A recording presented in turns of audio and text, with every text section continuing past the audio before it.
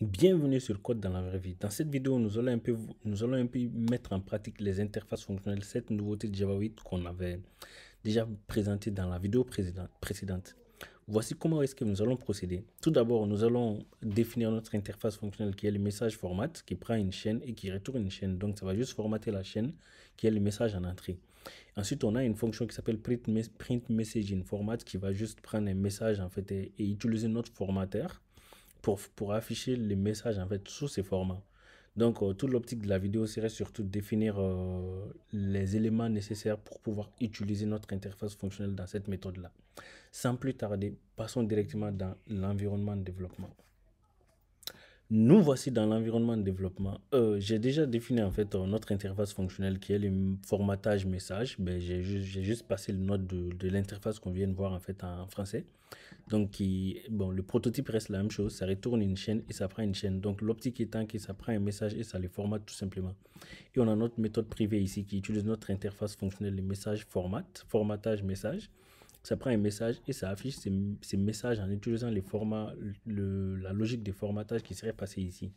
Donc, avant Java 8, pour appeler une telle interface, qu'est-ce qu'il fallait faire?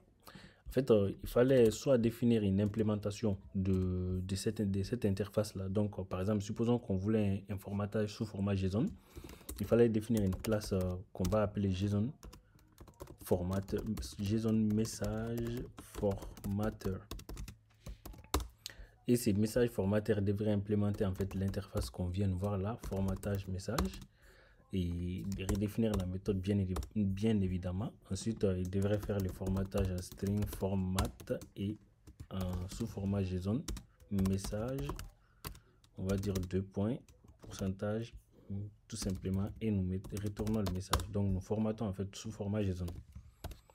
Et maintenant, pour utiliser en fait cette implémentation dans notre méthode ici qui utilise notre interface fonctionnelle de formatage, il fallait donc passer un message ici. Par exemple, on va dire, je sais pas, illegal exception. Illegal state ou même illegal exception. Bon, ouais, pourquoi pas illegal state exception, un peu comme c'est en Java. State exception. Et il fallait passer une nouvelle instance de notre implémentation ici. Donc, ça c'est bon, étant donné que on est dans une méthode statique, il faudra rendre l'interface statique en fait pour pouvoir l'utiliser. Et comme vous pouvez le voir, on exécute et ça nous affiche correctement message illégal, un peu comme dans la logique de formatage ici. Bon, toute cette cérémonie, une deuxième possibilité aurait été directement aussi d'appeler la méthode affichée avec le message et directement définir. Donc, c'est ce qu'on appelle une classe anonyme en fait. Donc, on définit directement la logique de formatage telle que c'est défini là en fait. Ça aussi, c'est une deuxième possibilité. Mais dans tous les deux, on peut voir que la logique est la logique est bien complexe en fait. En tout cas, les deux façons d'appeler la méthode sont bien complexes. Ça nécessite beaucoup de travail. Avec Java 8, en fait, et les interfaces fonctionnelles, et en plus des fonctionnalités, des références, des méthodes, en fait, on peut simplifier cet appel. Dès lors qu'on définit une méthode, par exemple, qui va respecter les prototypes de notre interface fonctionnelle, donc c'est-à-dire prendre une chaîne et retourner une chaîne, ici on voit c'est ce que cette fonction fait. Donc on va prendre cette fonction ci qu'on a déjà définie là, on va lui passer en private. Ensuite, on va la rendre statique pour pouvoir l'appeler dans notre méthode principale. Et on va dire formater sous un JSON. Voilà, donc on prend le message, on le formate en JSON. Donc l'élément important ici est que notre interface fonctionnelle, notre méthode respecte le prototype de la méthode de notre interface fonctionnelle. On peut donc utiliser cette méthode formatée en JSON qui respecte déjà le prototype comme état dans notre méthode afficher message sous format au lieu d'avoir à définir carrément une implémentation, une classe anonyme. Donc avec cette méthode, comment est-ce que l'appel donne? On va juste avoir illégal. On va passer notre message ensuite. Il sera question de référencer notre méthode tout simplement. Là, j'ai utilisé un opérateur 4 points qui a été aussi ajouté en Java 8 en fait, pour supporter cette fonctionnalité des références des méthodes. Donc, j'ai défini une méthode qui respecte le prototype de mon interface qui est formatage message. Et ben, c'est ce qui est là. Statique, ça retourne un string, ça prend un string et ça formate en JSON. et je peux référencer en fait cette méthode pour comme étant en fait l'implémentation de l'interface. Donc en exécutant le code, on devrait avoir le même formatage 3 fois. Ah, sauf qu'on n'a pas la même chose parce qu'on n'a pas passé les bons messages. Donc je passe les bons messages, on aura le même formatage 3 fois.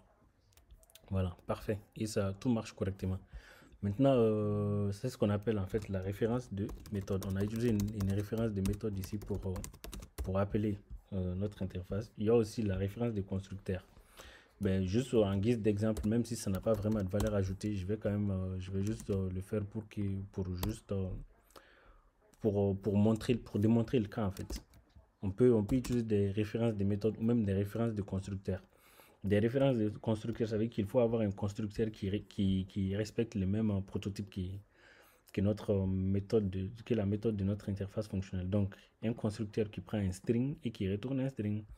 Et c'est genre dans la classe string, en fait, il y a un constructeur qui prend un string, en fait, et retourne une nouvelle instance du string. Donc, on va juste utiliser une référence de méthode en tout cas, une référence de constructeur de la classe string, en fait, parce que ça contient déjà une méthode de ce type-là. Comme vous pouvez le voir, il y a, un constructeur plutôt.